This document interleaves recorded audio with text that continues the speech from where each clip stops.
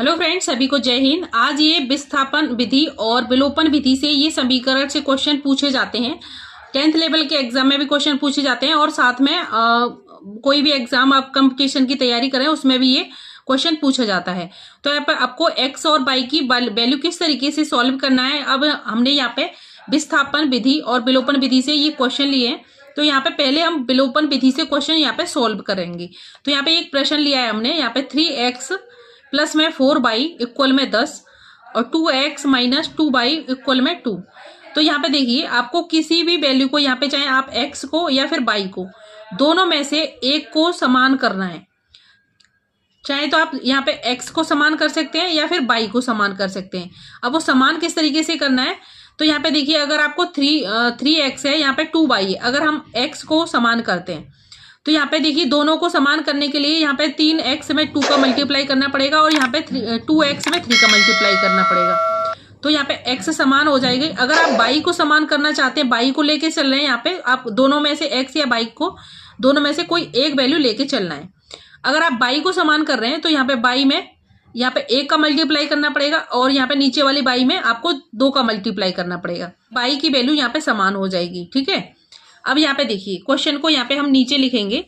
तो यहाँ पे देखिए, हमने इसे समान करना है, तो अब मैंने यहाँ पे इसे लिख लिया है। अब यहाँ पे देखिए, समीकरण नंबर ये 1 हो जाएगा और यहाँ पे ये समीकरण नंबर 2 हो जाएगा।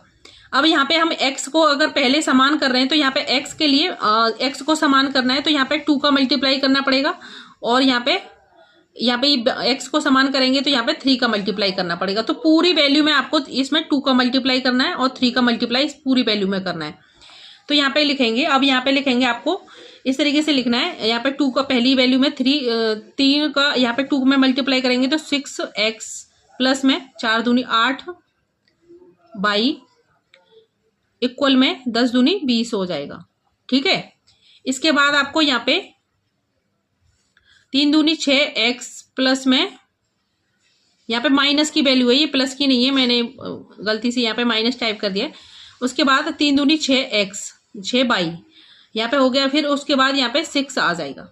इस तरीके से ये हो जाएगा। अब यहाँ पे देखिए, इन दोनों को माइनस करने पर, अगर आप 10th लेवल का एग्जाम दे रहे हैं तो आपको क्या करना है, इसे माइनस करने से पहले आपको समीकरण यहाँ पे लिखना है। आपको जैसे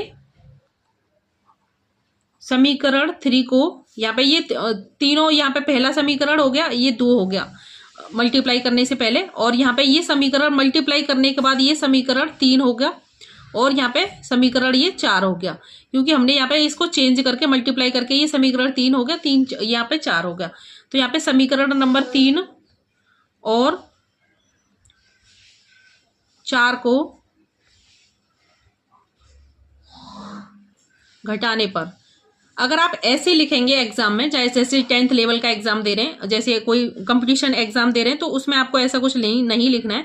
मगर आप 10th लेवल का 12th लेवल का अगर उसमें ऐसा क्वेश्चन पूछा जाता है तो आपको इस तरीके से लिखेंगे, तो एक्स्ट्रा नंबर यहाँ पे आपके जुड़ने वाले हैं। तो इस तरीके से लिखेंगे। उसके बाद अब आपको यहाँ पे देखिए, तो यहाँ पे देखिए, हमने नीचे वैल्यू को उतार लिया है और समीकरण नंबर 3 और 4 को घटाने पर, तो इस तरीके से यहाँ पे आपको इस तरीके से लाइन ड्रॉ करना है।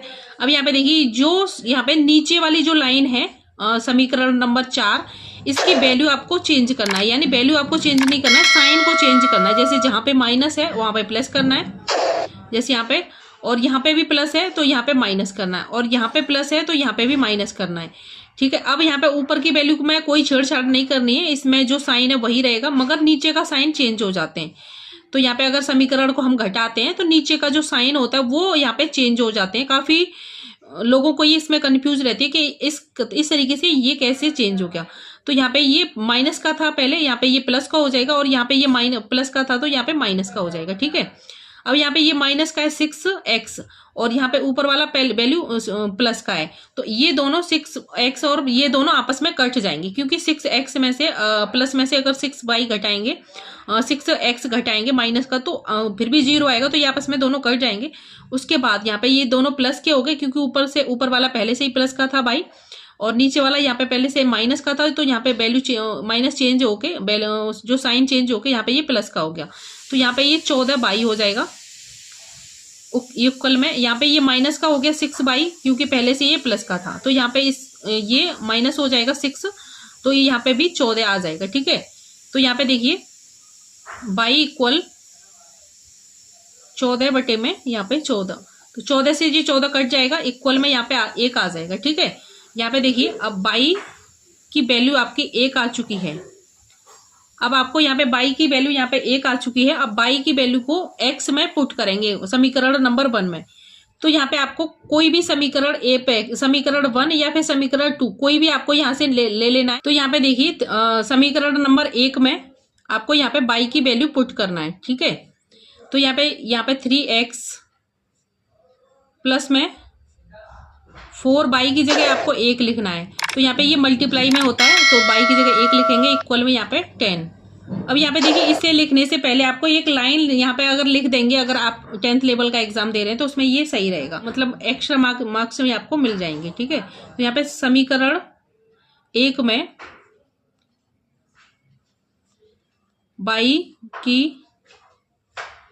बाई का मान रखने पर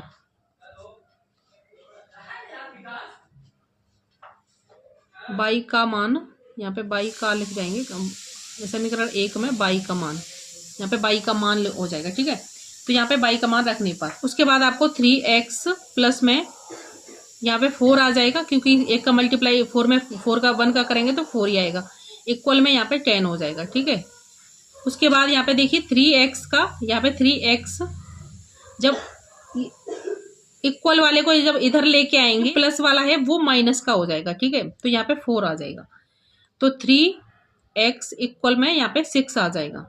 ठीक है, अब उसके बाद आपको यहाँ पे x इक्वल 6 बटे में 3, अब ये आपस में 2 बार कट जाएगा। तो यहाँ पे देखिए x की वैल्यू आपकी यहाँ पे 2 आ चुकी है। ठीक है, इस तरीके से x की वैल्यू 2 आ गई है और यहाँ पे बाई की वैल्यू आपकी 1 आ चुकी है।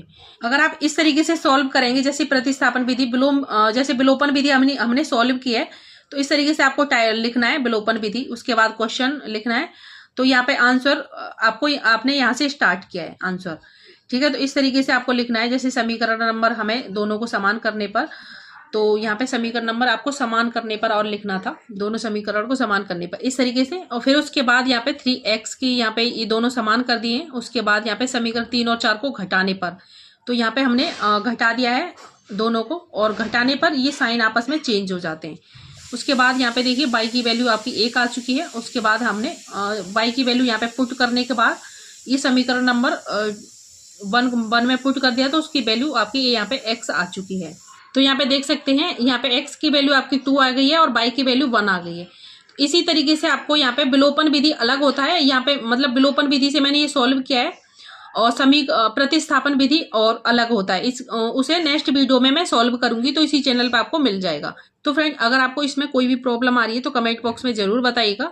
तो आज की वीडियो यहीं पे खत्म करते हैं और प्रतिस्थापन विधि हम नेक्स्ट वीडियो में सीखेंगे।